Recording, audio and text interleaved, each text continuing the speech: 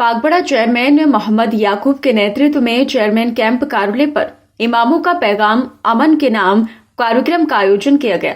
इस कार्यक्रम में पागबड़ा और आसपास के इलाकों की मस्जिदों से आए इमामों ने शिरकत की और समाज में शांति, एकता और सद्भाव का संदेश दिया। कार्यक्रम की शुरुआत पवित्र कुरान की आयतों से की गई। मंच से बोलते हुए चेयरमैन मोहम्मद याकूब ने सभी को एकता और भाईचारे का संदेश दिया।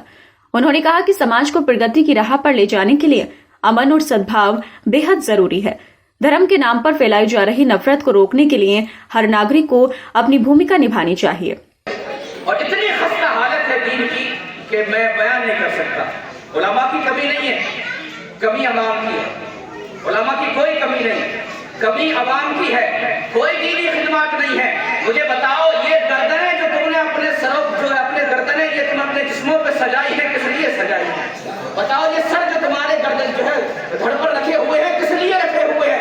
ये जो है गर्दनें सिर्फ रसूलुल्लाह की खातिर में सजा रखे हैं। ये गर्दनें, ये सरे मुबारक सिर्फ रसूलुल्लाह के दीन के लिए हमने सजा रखे हैं। आपने जो है वो इस तरह तमाशा वाला तफरीक का माहौल बनाया हुआ है पागबड़े के अंदर।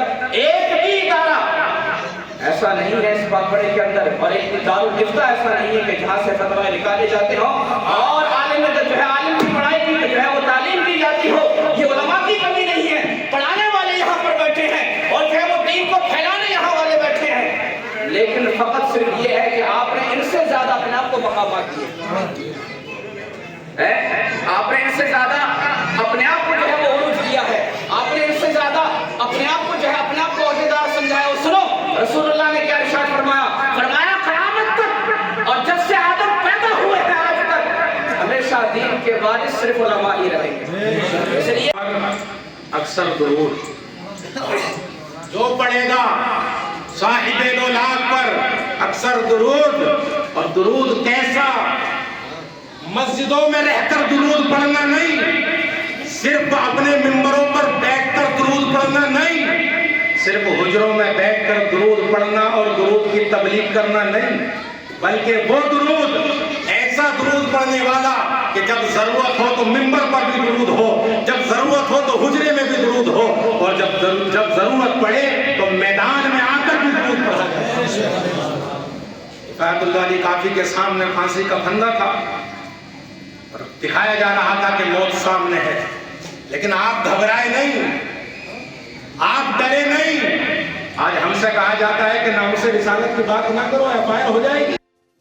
कार्यक्रम में मौजूद इमामों ने अपने संदेशों में आपसी सद्भाव और भाईचारे पर जोर दिया। उन्होंने कहा कि इस्लाम अमन का धर्म है और हर मुसलमान का फर्ज है कि वह समाज में शांति स्थापित करने का प्रयास करे।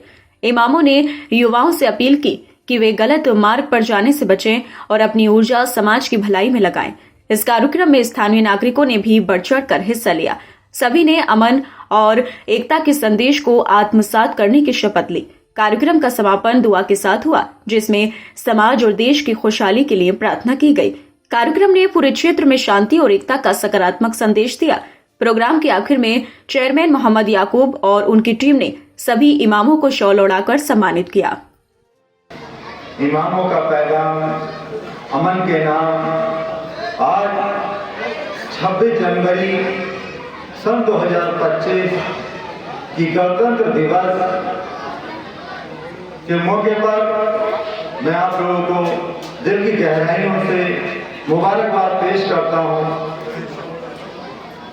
जैसे कि आप और हम सब लोग जानते हैं कि गणतंत्र दिवस जो मनाया जाता है वो इसलिए मनाया जाता है कि सन 1947 को तो देश हमारा आज़ाद हुआ, लेकिन मुकम्मल तरीके से नहीं हुआ। सन 1950 को हमारा संविधान बनकर के लागू हुआ। जो 26 जनवरी सन 1950 को गणतंत्र दिवस के रूप में उस दिन को मनाया जाता है, वो संविधान जिससे आपको और हमें हमारे हकों का पता चला, हमें मालूम हुआ कि हमारे राइट क्या है, हमारे अधिकार क्या हैं, हम किस तरीके से अपनी जिंदगी जी सकते हैं। और वो आज़ादी का अधिकार उस दिन हासिल हुआ, जैसे कि अभी इमाम साहब ने बताया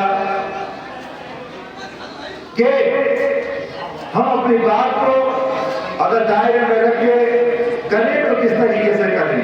उसके लिए हमें कानून बना दिए गए कि इस कानून के आधार पर अपने आप बात रख सकते हैं, और वो एक अच्छी बात है।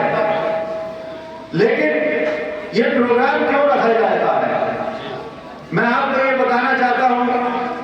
26 जनवरी गणतंत्र दिवस हर इंसान मनाता है, हर जगह मनाया जाता है, लेकिन आज से पहले एक ऐसा माहौल था, लोग कहते थे कि इमाम लोग जो हैं वो झंडा नहीं फहराते और गणतंत्र दिवस नहीं मनाते। इसलिए एक छोटी सी पहल मैंने की अब से 4 साल पहले, और उसको कामयाब बनाने का काम हमारे उलेमा ने और आप लोगों ने किया।